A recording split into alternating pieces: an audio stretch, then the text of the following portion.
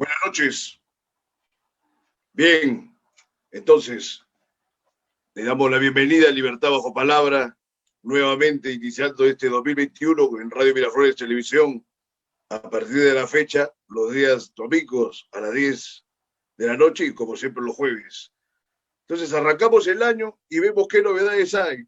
Tenemos que cortar pues la idea de que el año nuevo puede ser de alguna forma un trasunto de renovación. Eso queda para los fueros individuales como una cosa más o menos existencial, pero en el orden real y en el orden de la sociedad y en el orden de la política, las cosas siguen tal cual estaban y se han ido dando una serie, no de imprevistos, pero de unos sucesos más o menos antidemocráticos, se han ido, digamos, quitando algunas listas de este eventual proceso de abril, que muy bien pueden parecernos que son inidóneos o los calificativos que se nos antoje darles, pero me parece que el jurado electoral está obrando de maneras bastante torcidas, ¿no? Es sorprendente porque, por ejemplo, el caso de APP y de Acuña es un hombre que mueve cuántos millones de soles y digamos que no sería susceptible a estar en una posición de víctima. Pero dado el nivel de los candidatos que hay en este momento, ese tipo de actividades de ir retirando las candidaturas por fallos mínimos es algo muy controvertido y que es negativo y es interesante empezar, digamos, el programa y el año y los comentarios políticos partiendo de eso. Porque si estuviéramos en una situación ideal, yo creo que cualquier crítico que enfrenta a cualquiera de los partidos que están ahora en pos de tener el triunfo o el éxito en el proceso de abril entrante, se podrían hallar un montón de defectos, no solo en relación a sus inscripciones, sino en relación a los componentes de sus candidaturas, las ideologías que no tienen, la falta de programas políticos, que en su gran mayoría tampoco tienen, que son simplemente un copy-paste, ¿no? Ahora, respecto a los candidatos, la verdad que al final de cuentas el análisis político un poco como que se torna casi un análisis de farándula y un análisis de casos bastante excéntricos, ¿no? Porque este comercial de Guzmán en el bus y con Susel Paredes como cobradora, francamente que queda para una antología del patetismo involuntario, de agente de la comicidad, ¿no?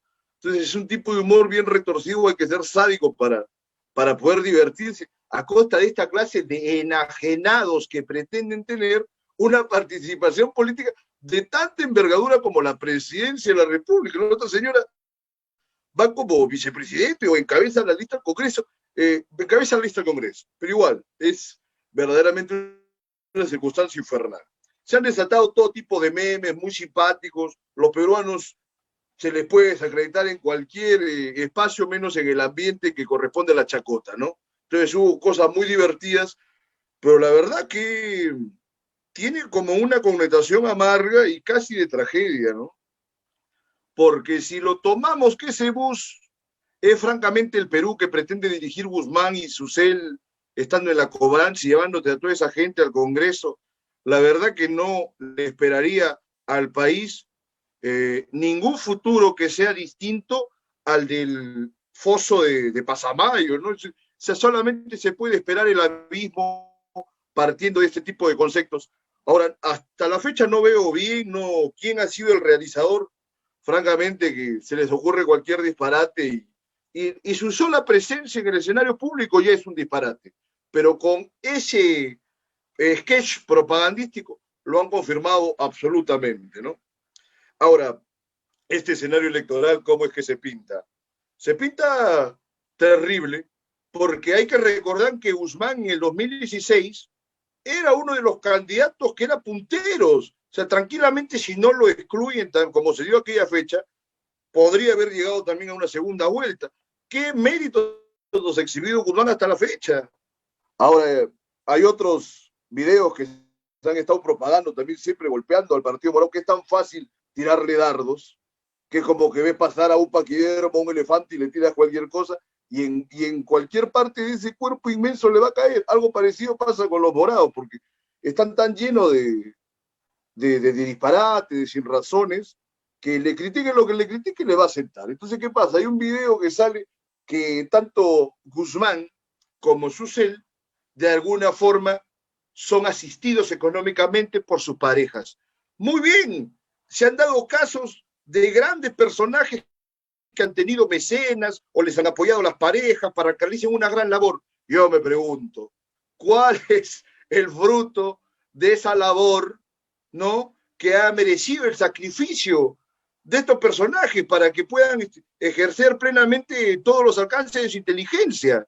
Digo, ¿qué ha producido? Julio Guzmán es un hombre que se dice tiene un doctorado en políticas públicas, es un súper tecnócrata, y me parece que es un hombre que no ata ni desata ninguna cosa, ¿no? Pero yo creo que para cualquier persona que tiene oído de frente o que algo conoce de la vida, del mundo, de la realidad, no puede ser susceptible a creerse los embustes que dice Guzmán.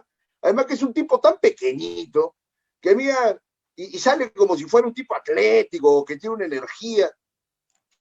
Napoleón era pequeño, pero Napoleón era lo que era Napoleón, ¿no? Entonces, no cualquier petizo va a estar en ese plan.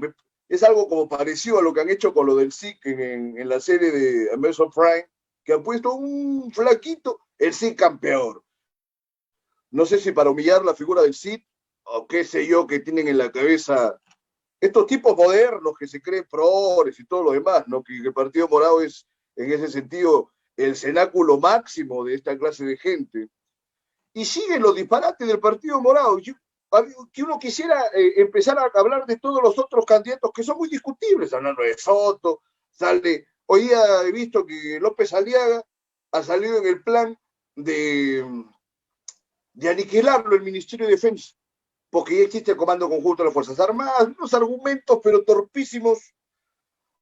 Quiere juntar comercio exterior con la Cancillería, ¿no? Entonces, yo digo, ¿qué pasa con un personaje como López Aliaga? Primero, que se cree un pequeño Trump. Hay mucha gente derecha que hemos estado intercambiando opiniones en el curso de la tarde. ¿Cómo lo defiende a López Aliaga? Pero cuando ha salido este tema de que va a aniquilar el Ministerio de Defensa, se les ha puesto pues en una paradoja, porque ustedes saben que la gente derecha tiene una fijación bien intensa con lo que son las Fuerzas Armadas, las instituciones policiales, quizás por los peores sentidos represivos que tienen esas instituciones, que también tienen otros polos que son más positivos, benéficos, que pueden servir para la sociedad. En fin. Entonces, el problema de un candidato como López Aliaga no solamente es su periplo político, bastante mañoso, ¿no?, en solidaridad, etcétera, y ahora jugando por cuenta propia, sino que él tiene un expertise de ser un gerente, ¿no?, un hombre ejecutivo. Pero acá se ha dado una confusión, porque el presidente de la República no solamente debe ser un gerente o una persona ejecutiva, sino que tiene que ser un estadista. Acá ya hemos perdido de vista que el político tiene que ser un estadista. Y el estadista no es necesariamente un erudito ni una lumbrera intelectual, pero sí tiene que ser una persona inteligente, que tenga nociones fundadas de historia, de filosofía, de literatura, que tenga una cosmovisión que sea más importante o que sea más profunda que la del promedio, y que además de conocer el tema de la administración pública y conocer los problemas que tiene el Estado, porque francamente entrar ahora a participar en política es entrar en una labor de cirujano, de emergencia, a suturar las múltiples contusiones, heridas, los elementos que están llevando a que el país se desangre, no solo con las muertes que hay, sino en todos los otros órdenes que componen el Estado, la economía, en fin, es todo un desastre. Entonces, querer meterse en política es entrar ahora a resolver todos estos temas, no solamente a administrar. Yo digo, de repente, en el mejor de los casos, un personaje es así, no digo López Aliaga, para nada, que ya señalé que ha tenido un periplo político harto mañoso, pero digamos, un candidato que sea solamente un buen gerente o un ejecutivo, un buen administrador, podría ser en una temporada de plena bonanza, pero en una situación de crisis como la que tenemos, no hay ninguna posibilidad de que los candidatos que están en pos de la presidencia y del Congreso hallen soluciones. Yo soy muy drástico en el sentido de estos candidatos que tenemos en este momento, porque si excluimos esta teoría y este modo de conducta que siempre nos acaba llevando a los peores resultados, que es elegir el mal menor, que parece ser la maldición eterna que tiene la democracia, no llegamos a ninguna parte. Digamos que el aspecto más positivo que se puede hallar en medio de todo este embrollo es que como hay tantos candidatos, no va a haber ninguna bancada que llegue, creo yo, a tener más de 20 curules. O sea, es demasiado.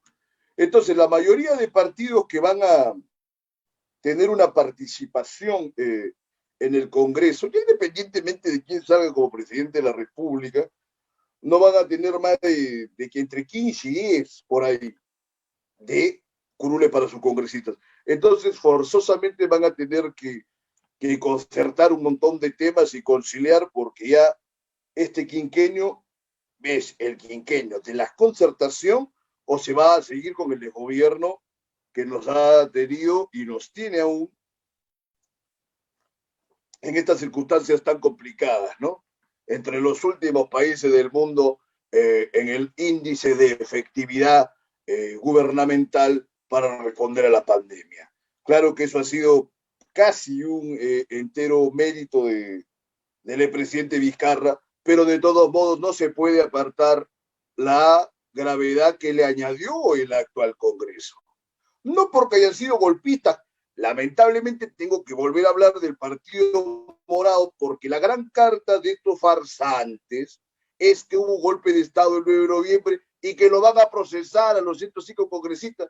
El Perú pues siempre ha sido el país del eufemismo, de no enfrentar las cosas como son. Y yo creo que el mayor error que se dio respecto de la sucesión de Merino fue elegir al presidente de la República entre los congresistas que no habían fallado por la vacancia. Por eso que tenemos a un individuo de la categoría de Sagasti, que no ata ni desata por más que haya hecho un contrato ahora último respecto a las vacunas que no acaban garantizando nada y que según todos los órdenes de las noticias no tienen tampoco las credenciales ni los elementos de credibilidad que debería tenerse. Y como no, representante del Partido Morado. El otro día una muchacha, y le comento algo personal, yo tengo muchos amigos de mi edad que son políticos, como no soy soplón, no voy a decir su nombre, pero si me está escuchando, que se avergüence un poco, porque hace unos meses me decía, no, pero Úrsula Moscoso es un buen prospecto de candidata. Las salvajadas que dice esa muchacha, ya yo no quisiera avanzar más en crítica porque van a pensar que es una violencia contra la mujer, pero la verdad que si eso lo dijera un varón, habría que pisotearlo plenamente. Ahora último, le preguntan por el Ministerio Público y sale por la cuenta, como dijo, el Ministerio es una dependencia del Poder Ejecutivo. Por ahí que más o menos ya hubiera pasado que dijera el Poder Judicial. No es correcto, el Ministerio Público es un organismo autónomo, ¿no? Según la Constitución, esa parte. Pero por lo menos más o menos se hubiera disfrazado un poquito, pero no tenía pues ninguna aproximación a las actividades de la Fiscalía. Y esta clase de ignorantes salen a hablar de que hubo un golpe de Estado el 9 de noviembre y que esos 105 golpistas, esos 105 congresistas fueron golpistas. Hasta se pega un poco, me aparto plenamente de esa taradez, pero es un entorno tremendo. Embrutece a la gente darle vueltas nada más a ese tema. Hasta ahora no hay nadie que haya podido argumentar, por lo menos fehacientemente, de qué manera se ha constituido el golpe el 9 de noviembre. Pues ese es un antojo y un capricho de esta clase de gente que quizás no se diferencian tanto de estos personajes que mucha gente se ha burlado, que ingresaron al Capitolio hace unos días, ¿no es cierto?, en Estados Unidos, que eran trumpistas. Dice, digamos que la gente de Estados Unidos de la peor catadura han participado de ello, ¿no? Gente que son white trash, que se le dice en Estados Unidos, gente que están todavía haciendo apología a la confederación, a los regímenes esclavistas, supremacistas blancos, fueron y se lanzaron al Capitolio, hubo muertos, ha habido como 5 muertos, a Trump, bueno, esta clase de gente está tan enajenada como ellos. A mí me parece que están a un paso de llegar a consecuencias como esas. Y hay una, ya no es ni siquiera una tergiversación de la realidad, sino que es una manipulación y sería muy grave que se hayan manipulado, inclusive ellos mismos siguen a creerse sus propios embustes, porque basta y pase, son unos embusteros y se dirigen de esa manera hacia los demás. Son unos miserables manipuladores. Pero si ellos creen en los mensajes que dan, son personajes que requieren atención psiquiátrica. Entonces, si están en esa situación border, tentar una plaza pública es una desgracia, ¿no? Ahora que mencioné lo de Trump, hay mucha gente que les enaltece Trump por su prepotencia, por su onda antiizquierdista, ¿no? Antimarxista. Y hay mucha gente que se siente identificada en la derecha. Eso también es una forma de ser una desgracia. Porque los Estados Unidos es un país en el que se han concentrado todo tipo de paradojas en el curso de su historia. Se ha hablado del país de la libertad y de la democracia, tuvieron esclavitud hasta el tiempo de Abraham Lincoln, todo lo demás, mediados del siglo XIX, les dan, digamos, la igualdad ante la ley, ¿no es cierto? Con la enmienda que hizo ahí la Constitución, creo que es la 13ª, y sin embargo pasaron 100 años más hasta que tuvo que darse el movimiento de los derechos civiles porque la gente del sur, luego de la etapa de la restauración en el gobierno de Grant, le acabaron sacando la vuelta cuando el ejército, digamos, de la Unión se fue del sur. Entonces, a partir de ese momento, los demócratas, que tenían otra línea, ¿no? en esa etapa, impidieron que los negros tengan cualquier tipo de participación igualitaria e inclusive se hizo la famosa segregación que se ha conocido hasta los años 50, 60 con Rosa Parks y todo lo demás, que había inclusive en el transporte público zonas para los blancos, zonas para los negros y así.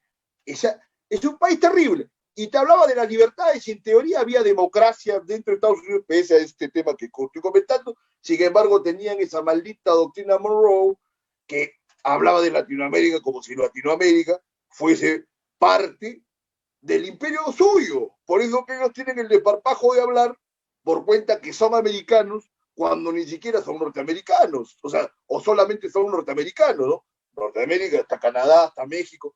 Pero ellos siempre hablan de América porque tienen ese sentido imperialista. Ahora, yo no, por hacer esta evaluación, no me plego a la gente de izquierda que habla de esto, sino que son condiciones objetivas, son cosas concretas. La intervención de los Estados Unidos en Latinoamérica era como un calco de la intervención de Inglaterra, por ejemplo, en sus colonias en el siglo XIX, con algunos matices más o menos diferentes, porque en teoría los estados latinoamericanos eran soberanos, pero era tremendo. O sea, en su primer momento Haya y Mariatti precisamente estaban entre sus principios fundamentales de acción el antiimperialismo, ¿no? Esas cosas un poco que la gente lo ha dejado de lado, porque no es de ahora que la política peruana se protegió, ya iba varias décadas se protegía. Entonces, se pierde de vista este escenario y es lamentable, pues, porque hay, o sea, los Estados Unidos han participado en cuantas dictaduras se ha dado, inclusive bajo el régimen de Fujimori. Si no les interesa leer, pueden ver cuántas películas ha dado sobre eso. Se ve cómo está por ahí la gente del gobierno de los Estados Unidos manipulando con los espías, viendo temas, se reunían con Montesinos. En la hora final se ve no sé cuántas otras películas más. Hay varios pasajes con este tipo de interacciones que por lo menos dan una idea de la vinculación de los Estados Unidos con un montón de regímenes golpistas, ¿no? Al pobre Allende, que se lanzó a un episodio izquierdista democrático, se lo volaron pues en muy poco tiempo e instauraron a Pinochet. Y no es casualidad que luego hayan llegado a asistirlo en lo que era la economía los Chicago Boys. Entonces, bueno, los Estados Unidos siempre son un desastre por ese lado. Sin embargo, mantenía en apariencia este mito, esta idea acerca de la libertad y la democracia.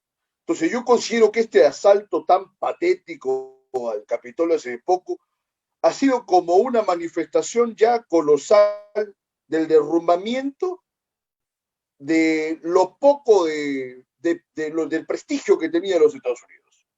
Porque generalmente cuando se acaba el imperio, o se acaba un imperio, por ejemplo, tomando a Roma, son los bárbaros que vienen de fuera para acabar con la civilización. Acá están saliendo los bárbaros de dentro, sí, y de lo más profundo de los Estados Unidos, que tiene precisamente el problema que tienen la mayoría de democracias que están centradas solamente en el orden del capitalismo. Y nuevamente, no es por tirar la onda a la izquierda, sino que es algo objetivo. Yo estoy muy en contra de la izquierda en un montón de temas, pero estas son condiciones muy concretas. Entonces, cuando un Estado, por capitalista, liberal que sea, se olvida de dar satisfacciones a la gente, se crean resentimientos. Estos resentimientos, de alguna forma, dan origen a la subversión o dan origen a esta clase de gentes que han salido para saltar el Capitolio, que creen en cuanta teoría conspiranoica les pasa por la cabeza y se creen cualquier cosa. Yo digo, estos personajes tienen tan poca cultura que yo creo que si les hablo de Alexander Hamilton o del federalista, o no, los padres fundadores, no deben tener ninguna idea. Porque cuando Trump dice, vamos a hacer América grande nuevamente, o sea, tú te imaginas a Trump que va a llegar al Congreso de Filadelfia y sentar ahí con toda la gente, con los revolucionarios. Nada que ver. Imagínate a Trump hablando con Thomas Jefferson, con Alexander Hamilton, con Chase, ¿no? Con Madison. Infernal.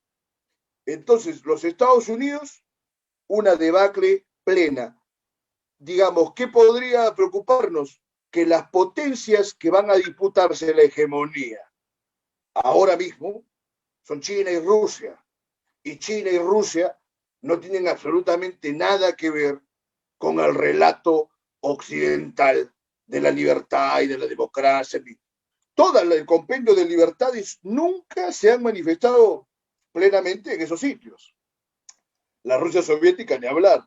En teoría podía ser que el socialismo o el marxismo pudiese dar una garantía de ejercicio de libertad plena a los que participaban de la conformación de ese Estado, pero en una situación así también utópica, y que luego, por supuesto, el estalinismo barrió pues absolutamente con todos los extremos que esa represión dio al mundo, ¿no? Y que luego Khrushchev tuvo que avergonzarse ante la comunidad mundial una vez muerto Stalin y una vez que se inició también ya el proceso de liberalización de la Rusia como se conocía en ese momento. Los juicios de Moscú, el Gulag, los progros. Al final de cuentas, Stalin resultaba ser un homicida o un genocida mucho más violento y mucho más desproporcionado que el mismo Hitler. Entonces, Mao Zedong, de la misma manera.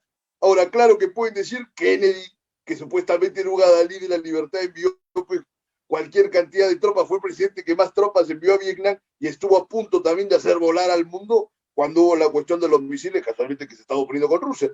Ya, son grandes genocidas, pero no hay ni siquiera la oportunidad de hablar de libertad y de esta serie de temas en los ámbitos de lo que son Rusia y China. Entonces, no solamente es el Perú que está entrando a un proceso de crisis, sino que el mundo entero está dejando de ser como lo conocíamos y que de alguna forma se venía retrasando porque cada cambio de siglo, eso sí, viene con este tipo de convulsiones e indudablemente luego de la caída del muro de Berlín se tenía que tratar de ver cómo se iba a reconstituir la pugna de poderes, ¿no?, entre las potencias del mundo. Por ejemplo, este es un tema que los políticos peruanos, digo, no sé si tienen a la mano en sus reflexiones. Es más, no sé siquiera si tengan algún tipo de reflexión. Y me preocupa mucho, ¿no? Entonces, hablando de esta serie de disparates, ¿no? Mi amigo Jorge Ceballos, mi productor acá de Radio Miraflores, me envió una resolución tremenda que estoy leyendo, y todavía una sala. A ver, el auto de vista 10 de fecha 21 de diciembre de 2020, expedido por la Sala de Apelaciones de Chinchi Pisco, confirma la resolución que declara fundada, bla, bla, bla. El asunto que estaban tratando el tema es la prisión preventiva. Y el tema de la prisión preventiva durante la pandemia ha tenido pues varios bemoles y resquemores, se han dado tesis, inclusive yo mismo estuve asesorando una tesis que estaba en este orden de propósitos, de propuestas. ¿Qué nos dice, en resumidas cuentas, esta resolución? Nos dice básicamente que se debía ampliar la prisión preventiva de los que estaban involucrados en este caso, porque el COVID no es culpa de la Fiscalía, sino del nuevo orden mundial de Soros, de Rockefeller. O sea, citan una teoría conspiranoica, ¿no? En una resolución, y la verdad que el tema de las resoluciones judiciales tienen un background acerca de lo que debe componer a una resolución. Entonces, no se puede partir de que esto es parte del criterio discrecional del juez, porque el criterio discrecional del juez no puede facultar pues, la estupidez o el disparate, el antojo, el capricho, la fantasía de estos tipos. Por ahí te puedes inspirar, puedes poner un pasaje de repente bien escrito, hasta poético, pero no esta salvajada del orden mundial, porque es como decir, este estuvo secuestrado y lo tuvieron reportado los ovnis, y son capaces de mandar un emplazamiento y una notificación al ciberespacio. Entonces, con esta clase de gente tampoco no se puede avanzar más. Están casi como esta candidata del Partido Morado que decía, ¿no? El Ministerio Público es parte del Poder Ejecutivo. La vez pasada, y es un infierno, hablaba del sexo anal y que tenía que ver un poco con la procreación. Digo, ¿de dónde sale esta gente? Yo la dejo ahí porque no es para hacer bullying, pero por favor. Y esta clase de jueces que han fallado en esta sala tienen que ocuparse de buscarse una sanción. Es una vergüenza, francamente, de nivel mundial, por lo menos en el ámbito jurídico. Para el día de mañana, esto va a ser una noticia mundial que es un disparate. O sea, salvo que en Kazajstán, en la Kazajstán de Boura, del documentalista ficticio, Boura, ¿no? De Sacha Baron Cohen, salvo que llega a un país como ese, y ahí sí puedan atender. Este tipo de resoluciones son más propias de ese Kazajstán que expone, ¿no? Bora en la ficción, que de un país civilizado. Entonces, es un infierno. El país, con esta clase de jueces, con esta clase de políticos, con esta clase de candidatos, pareciera que es un meme. No podemos dejar que esto siga así. Tenemos que criticarlos, hay que denunciarlos. Bueno, entonces vamos a retomar alguna otra noticia tremenda que se haya dado en este inicio. Escribí un artículo y un ensayo, el tema de SUNAT y el tema de la intervención en las cuentas que excedan los 10.000 soles mensuales. Mucha gente dice, qué bien, va a haber más control. ¿De quién?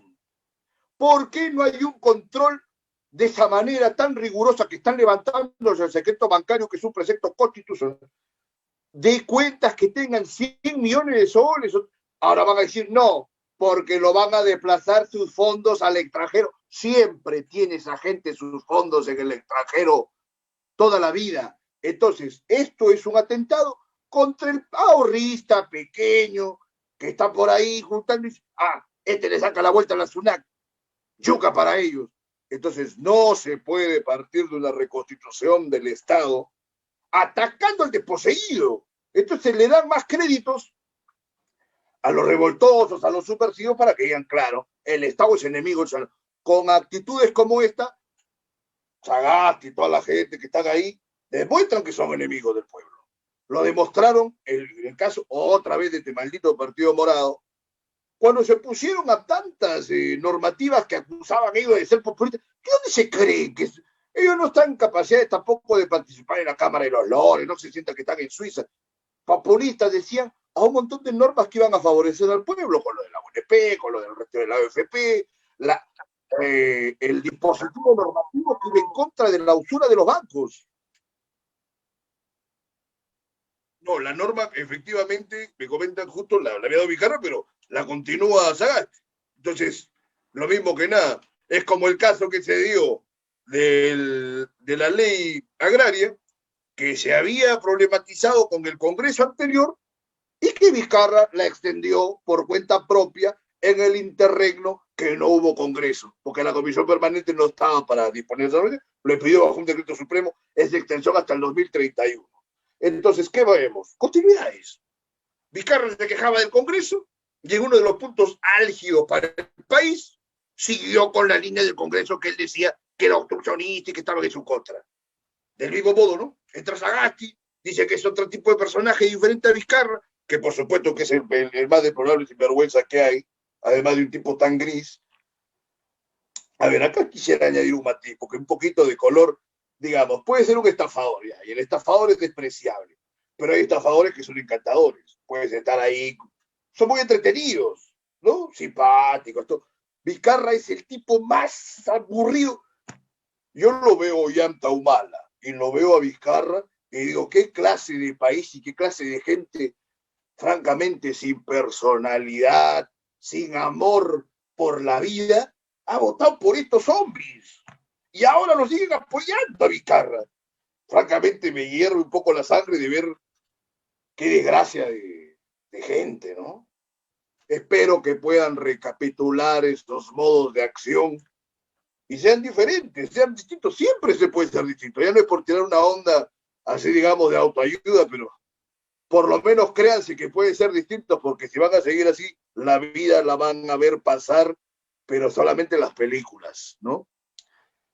Bien, vamos a un bloque, vamos a continuar en unos minutos. Voy a tomar un poco de agua, hace mucho calor ya esta noche. Adelante, Radio Miraflores.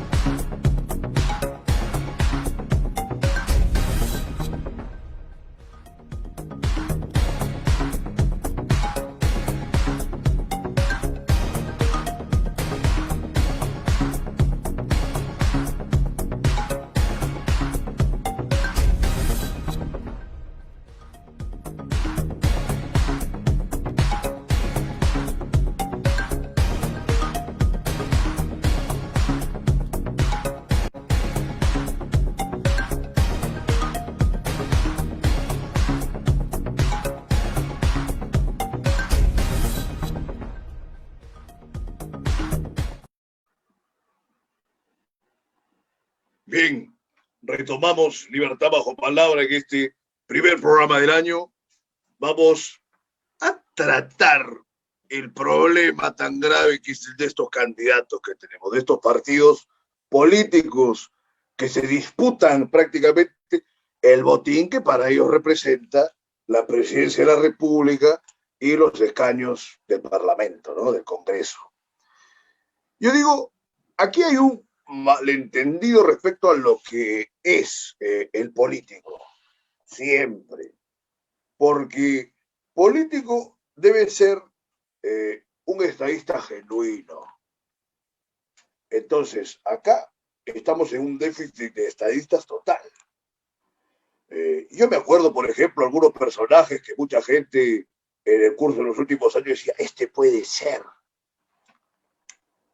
porque tenía alguna buena posición laboral en alguna entidad internacional. Por ejemplo, Guzmán viene dentro de esta tanda de muñequitos de la tecnocracia, ¿no? Que para nada, pues, van a dar la cara por el país, ni no pueden dar la cara ni por su barrio, ni por sus amigos. Nuevamente, Guzmán es un buen ejemplo de ello, la vez que se escapó, ¿no es cierto?, de esta reunión, de alguna forma romántica que tenía con la chica esta, y se fue cuando hubo pues ese conato de incendio, ¿no? Y que muy bien lo pisoteó en cámara Augusto Solrey, que tampoco es un tipo impresionante, pero lo pisoteó, lo pulverizó. Entonces, lo pulverizó y no había nada que hacer. ¿Qué sucede? Este tipo, Guzmán, viene de esta onda de aquellas personas que piensan que para ser político basta ser un gestor público. Ningún concepto más equivocado que ese. Por supuesto que estamos hartos de la cantidad de tipejos que porque tienen dinero para solventar una campaña se lanzan y se creen políticos y no han cogido ni un libro ni por asomo, ¿no? Ni para ponerlo como un extremo de un arco, digamos, creado así por una forzosa necesidad para que se juegue un partido en alguna parte. O sea, ni para eso cogen los libros. Otro personaje era Secada, ¿no? Del PPC, que luego tuvo todo un término de problemas conyugales. Sería un poco indigno meternos por ahí porque no está ni de candidato ni nada. Pero también un tipo que lo escuchas hablar y que pareciera que lo pueden asaltar en cualquier esquina, ¿no? O sea, y a mano limpia. Entonces, esa clase de gente va a manejar el país. Yo no te digo que el candidato tenga que ser un cachacazo o uno que se mete en la lucha de las artes marciales mixtas, no, pero por lo menos que tengas una entereza y estar un hombre bien plantado o una mujer que está bien plantada. Yo no veo nada de eso, ni en carácter, ni nada. Entonces, ese es el tema. Ese es el tema y sigue esta cadena de errores y la verdad que se insiste con ese tipo de perspectivas y no van a dar ningún resultado positivo. Yo creo que la culminación de ver el desastre que te produce un tecnócrata que no tiene un entendimiento de los procesos sociales, de las dinámicas que tiene la sociedad peruana, que conoce los diferentes estratos de la sociedad peruana, ha sido Kuczynski. Y Kuczynski de varias maneras los ha llevado hasta el precipicio, o digamos a estas antesalas del precipicio que componen el Perú en el mes de enero de 2021 a 4 meses de las elecciones. PPK, que tiene una experiencia fenomenal, gran tecnócrata, hombre con mucha experiencia de gobierno, ministro varias veces de Belaúnde, consumado loísta y se puede decir que hasta un enemigo natural del Perú. Cuando él arrancó sus campañas, francamente, le habría parecido un sueño a Monroe, que hizo esa infame doctrina de verlo pues al gringo candidateando para ser presidente ya directamente sin necesidad de imponer a un candidato manejado por los gringos, sino a un gringo pleno y entero. Entonces, esa es una muestra de no quererlo al país. No por ser nacionalista, pero tiene el caso de Fujimori, japonés, pero absolutamente. Creo que no tenía ni una gota de sangre latina, presidente del país. Y la gente siguiendo. Ese hombre nunca tuvo el más mínimo gesto de amor por el país. Por eso luego se largó a candidatearse al Senado japonés como un buen súbdito, ¿no es cierto?, del emperador nipón. Y lamentablemente seguimos con una serie de personajes que ya tienen sangre latina o digamos que son peruanos en teoría como Uma, pero que son serviles a los intereses de cualquier país excepto el nuestro. El episodio en el que Guzmán empezó a mostrarse como un hombre pro-israelí es además de un acto que considero bastardo, porque con Israel, no importando que tenga un super ejército y tenga el Mossad y tal, no se puede obviar el permanente genocidio que perpetra día tras día en la franja de Gaza, en contra de los palestinos, etc.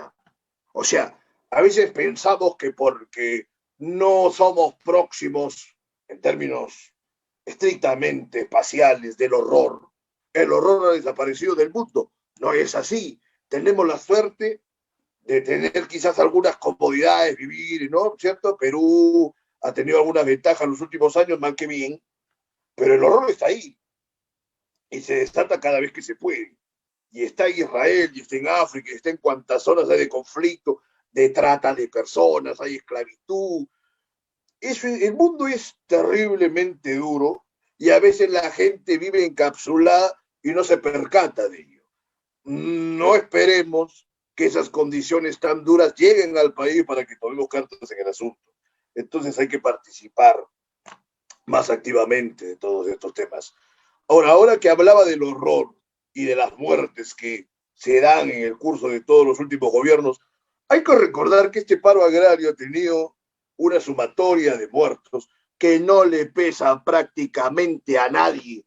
Creo que es uno de los hechos más indignantes y despreciables que se dan en el Perú, que haya cualquier cantidad de tipejos que a Inti y a Brian muy bien los enaltecen, los ponen a jurar, ni siquiera se acuerdan los nombres de los otros personajes que han sido asesinados en el curso de las luchas agraristas. Esa gente prácticamente no puede ser clasificada de ninguna otra forma más que diciendo que son basura. Son escoria, porque no se puede despreciar tanto a un compatriota de no tener en mente, por lo menos si uno es defensor de la gente que va a protestar, sus nombres.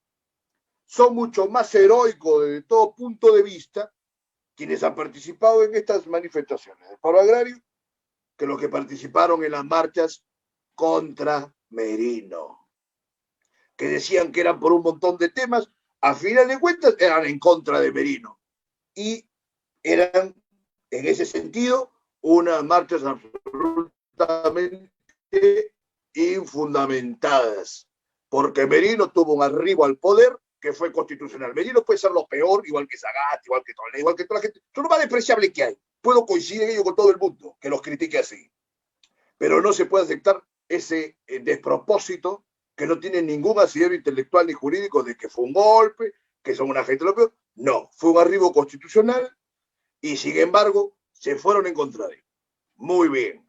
Se tuvo que salir de la presidencia, no se sostuvo más en razón de las muertes de esas marchas. Y es correcto que se haya ido. Pero Sagasti tiene un montón de muertos en su haber. No se mueve nadie en contra de este tipo. Yo lo digo ahora, lo dije en su momento, lo seguiré diciendo. Una cosa es decirlo en un programa, un ensayo, un artículo, y otra cosa es mover a la gente a ver que salgan a hacer su manifestación. Eso requiere de otros implementos y lamentablemente quienes tienen esos implementos en este momento en el Perú utilizan a esta gente para propósitos absolutamente ridículos como los que se dieron en el tiempo de esas marchas. Se hablaba de una generación del Bicentenario, a la generación del Centenario seguramente entre que les ardería y entre que les vacilaría un montón porque no hay ninguna fundamentación para ello. Es más, ahorita me cuesta un poco de mal humor y digo, ¿por qué se dice la juventud o la juventud? Cuando González Prada que es un maestro, todo, él hablaba que los jóvenes a la obra y los viejos a la tumba.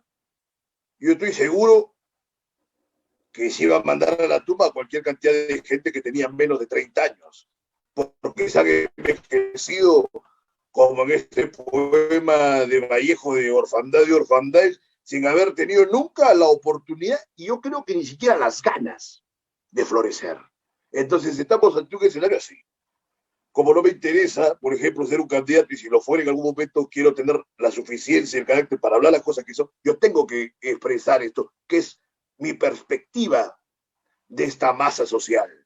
Porque ¿dónde se están manifestando ahora? Si el país el día 10 de enero de 2021 está tan complicado más que el 9 de noviembre. Simplemente que se dio en ese instante un proceso de vacancia que se tendría que haber, si no renunciaba Merino, tendría que haberse una vacancia también contra él. Y yo creo que a Sagasti también deberían bajarlo por su mala gestión, por los muertos del paro agrario. Y recapitulando el tema de las muertes en los paros agrarios, en el 2017 y 2016 que hubo paro agrario, bajo el régimen de Kuczynski, también hubo muertos. Siempre hay muertos en este tipo de manifestaciones y son muertos absolutamente, digamos, identificados con el pueblo. Son el pueblo. Se muere el pueblo y supuestamente a los defensores del mismo no les importa absolutamente nada. Entonces, esta clase de fachatez, de doble discurso, nos trae como consecuencia esta gama de tipejos como los moraditos, como algunos zurretes, izquierdistas, que francamente le hacen tanto daño al medio nacional como los sinvergüenza que defienden a los grandes empresarios y que tampoco les importan, por supuesto, las muertes de los agraristas, ¿no? Y hay que recordar que las grandes luchas, no como lo dice Verónica, que hay una segunda reforma agraria, eso puede ser un exceso porque además la primera reforma agraria fue muy mal dada. No es lo que muchos izquierdistas suponen, estuvo pésimamente realizada.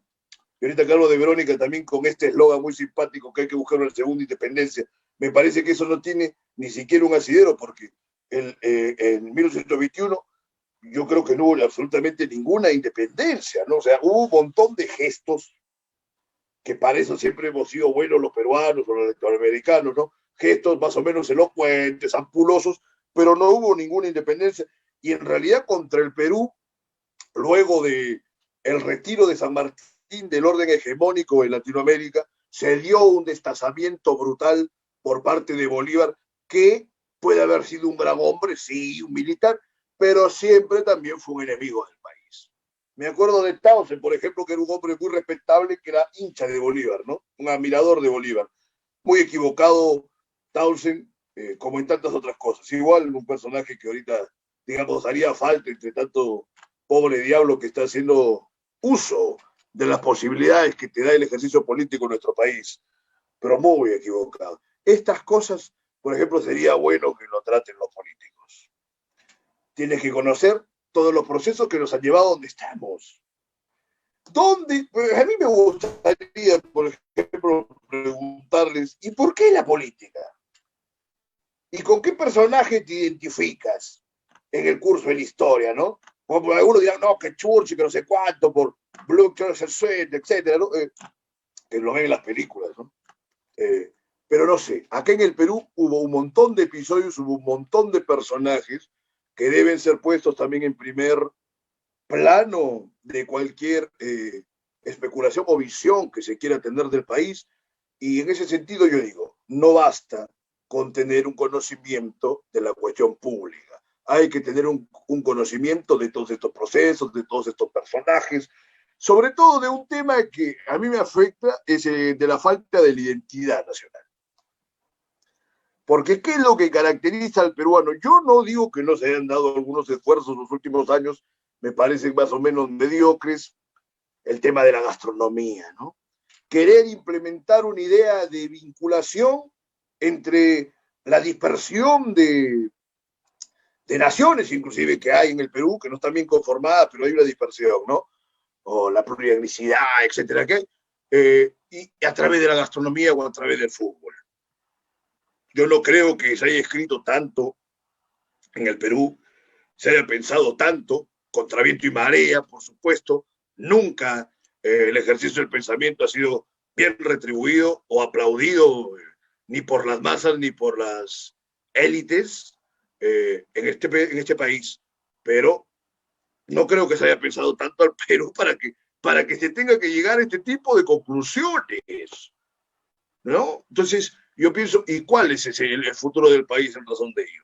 El sur, el norte, quién tiene más desarrollo, quién se ha sabido percudir de los atavismos históricos que quieren hacer del peruano un individuo partido siempre entre dos aguas que son la de, digamos, los incas y los españoles, cuando ciertamente el país o, digamos, el territorio que ahora es el Perú, en el momento del arribo de los españoles, era absolutamente un hervidero de intrigas y había, por supuesto, cualquier cantidad de odios que posibilitaron que estos se adueñen de todo ese vasto territorio en un tiempo muy breve, ¿no?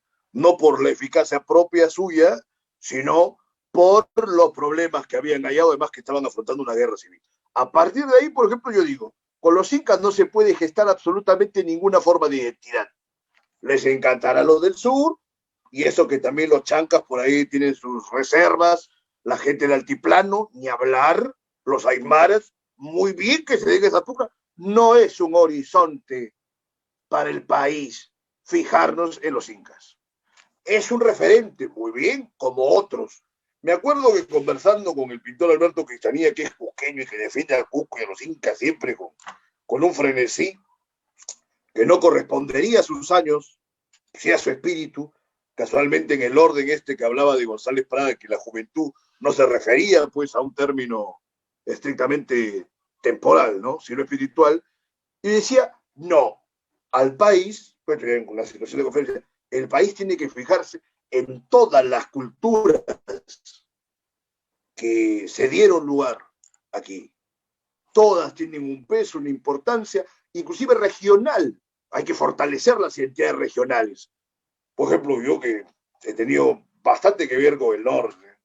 Trujillo, que pasó de ser un feudo del aprismo a ser un feudo de APP con el interregno de Lidio Espinosa, que es un tipo que ya, bueno, criticarlo es por demás, y hay gente un montón en contra de ellos, ¿no? ¿Y a dónde apunta? Con supuestamente que se dio, ¿no? El bicentenario de ellos ha sido el 29 de diciembre del año pasado. Hicieron un obelisco, una torpeza, cualquier cosa, un gasto en una situación crítica como la que estamos viviendo. No hay. ¿Qué gran referente ha salido, por ejemplo, de allá? Los últimos años, de los peores congresistas que más daño han hecho en el curso de sus gestiones, representantes de la libertad. Lo hablo por el profundo sentimiento que tengo hacia la libertad. Tengo que ser crítico, no puedo ocultarlo, ¿no?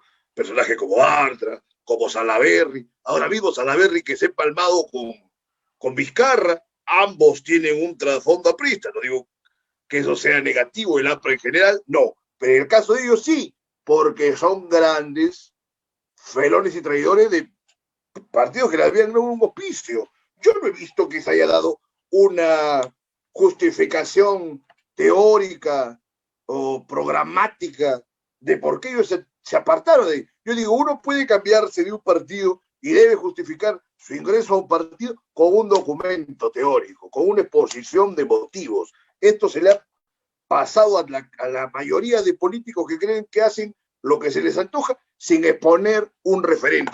Los políticos se conocen por sus ideas porque no cualquier advenedizo puede decirse un político. El político tiene que tener también obras y volúmenes, artículos, ensayos.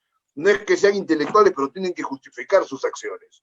Cuando tú justificas una acción, puedes, digamos, variar de partido. Pero así, porque sí, solo por cálculo electoral, te hace quedar más como una hiena que como lo que debiera ser un político, un genuino león para defender al pueblo y al país, que otro motivo para ser político no puede haber. Si lo hay, prácticamente está siendo un siervo, un súbdito, un empleado y hasta un esclavo de intereses que no son de beneficio para la gente y eso no puede ser. Entonces, yo diría para culminar este programa que debemos empezar a olvidarnos del mal menor. La mayor maldición de esta democracia aparente es que la gente se ve forzada a votar. Como he dicho en reiteradas ocasiones, si no fuera porque está un tipejo como Sagasti en la presidencia, creo que deberíamos viciar las elecciones de abril y que se haga otro proceso electoral con otra nómina de candidatos, porque el 100% de los candidatos que hay, al menos a la presidencia, no cumplen con las condiciones que debe tener un jefe de Estado, un jefe de gobierno. Son cualquier cosa. Algunos tienen una, dos, tres preseas en el orden laboral, son empresarios más o menos exitosos o han tenido algunos reconocimientos. No es suficiente, no es suficiente. Entonces hay que olvidarse del mal menor. Este quinquenio va a ser absolutamente un embrollo y hasta un poco como la antesala del precipicio, del infierno, de lo peor. Yo pienso, como dije en un primer momento, no va a haber ninguna bancada, por supuesto, que permita que el presidente pueda tener un control pleno de todas las actividades, entonces se tiene que buscar forzosamente una concertación. Hay que tratar de ver cómo es que esta concertación resulte benéfica para el país. La verdad que prácticamente da igual quién vaya a salir como candidato, igual, o sea, aún en el caso que saliera Verónica y tenga algún plan así medio chavista, esas cosas que dicen sus enemigos, que por ahí tienen también un cierto trasfondo de verdad, no le permitiría el Congreso hacer francamente nada. Yo creo que no van a tener ni 15, y creo que hasta 10 las bancadas que van a salir, por supuesto que puede haber bancadas inclusive menores. Entonces yo digo, dejen que salga quien salga. No se preocupen ni se sientan forzados a tener que ir a endosar un voto a un personaje en el que no creen. O sea, cuando haya un candidato que se sientan representados, apóyenlo. Se pueden equivocar, pero siéntanse representados. O si van a votar para no pagar la multa electoral, no sean tan batracios o qué sé yo, de poner cualquier cosa como por jugar. Acá ya estamos grandes, o la gente ya, bueno, si tiene 18 años y pueden hacer uso del sufragio, deben hacerse responsables de su voto. Y yo considero que lo más responsable es apoyar a un candidato en el que uno cree, porque así inclusive hay más legitimidad para reclamarle cuando obre de una manera que vaya en contra de lo que uno ha creído que iba a hacer. También creo que lo más responsable para la ciudadanía es armar e implementar mecanismos y reconocimiento que pueda impulsar a candidatos y a políticos francamente de un orden superior a lo que se conoce ahora, para que en el 2026, si no pasa alguna hecatombe más que nos borre de la faz del planeta, el Perú pueda reconstituirse verdaderamente, porque este quinquenio que viene va a ser bravísimo. Por ahí que hay que estar con un cuchillo entre los dientes, como la película de los piratas, porque se viene un tiempo muy bravo y hay que ser conscientes que estos representantes, entre comillas, o que quieren ser representantes, no cumplen con las condiciones para efectuar esos méritos. Prácticamente estos 2 siglos que ya lo han titulado, ¿no es cierto?, el año del bicentenario, y que han hecho todavía una redundancia que es en la descripción que ha dado el decreto que pidió este término, 200 años de independencia, que ya está pues comprendido en el término del bicentenario, se han desaprovechado. No nos hemos constituido como una nación, no hay elementos de unión entre los diferentes tipos de peruanos, ¿no es cierto? Entonces eso es algo que tenemos que remediar. Yo agregaría que además del conocimiento doctrinal, práctico del manejo de la administración pública, haya un trasfondo quizás sustancial o hasta espiritual que pueda proponer una doctrina o una columna doctrinal de ideas, ¿no?, de aportes teóricos acerca de lo que nos lleve a tener una unión mayor. Eso es lo único que nos puede garantizar que seamos un país importante. Acá lo estamos desaprovechando todo, capital humano, digamos, las potencialidades geopolíticas de nuestro propio espacio territorial, porque no hay una conducción adecuada. Así que lo dejo con estas reflexiones hasta el jueves, que el jueves vamos a hablar más de cultura. Los domingos política y los jueves cultura. Aunque por ahí siempre se puede hacer un campanache. Eso ha sido todo por hoy. Soy Percibiche Salvatierra. Esto ha sido Libertad Bajo Palabra. Vamos, Radio Miraflores Televisión.